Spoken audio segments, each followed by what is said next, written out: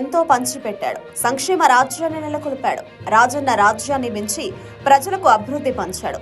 చిన్నపిల్లల కోసం పాఠశాలలను బాగు చేసి ఇంగ్లీష్ మీడియం అందించాడు. ఇంత చేసినా జగన్ ఓడిపోయాడు. అదంతా ఈవీఎం మాయా అని అనడంలో ఎలాంటి సందేహం లేదు.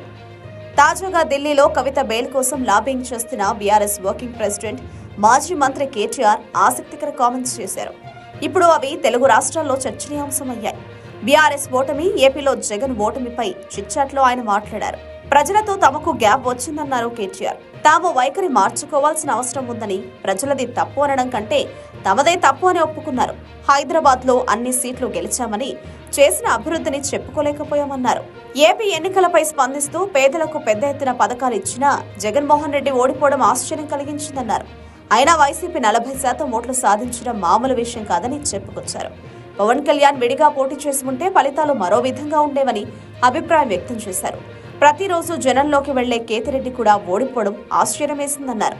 జగన్ను ఓడించేందుకు షర్మిలను ఒక పావులా ఉపయోగించారని, అంతకు మించి షర్మిల ఏమీ లేదన్నారు. తెలంగాణలో సంచులతో దొరికినవాడు సీఎం అయ్యాడని, తమకు అహంకారం ఉందని కృత్రిమంగా సృష్టించారని కేటీఆర్ అన్నారు.